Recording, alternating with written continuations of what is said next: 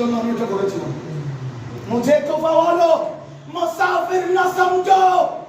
আমরা যারা গৌসিয়া কমিটির খাদেম আছি, এই রাউজানের জমিনে ইঞ্জিনিয়ার আব্দুল খালেক, সুফি আব্দুল গফুর, ফুস মাস্টার আব্দুল জলিলরা যে সিরকুটের শাহিনশাকে বাংলার জমিনে এনেছে, আমরা এই রাউজানের উদাস্তু নই, আমরা এই রাউজানের ভূমিপুত্র। ঠিক কিনা?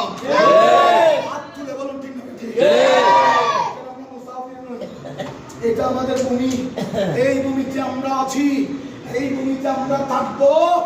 এই ভূমি থেকে কবরে গিয়ে আবার মুনিবের সাথে জান্নাতে চলে যাব।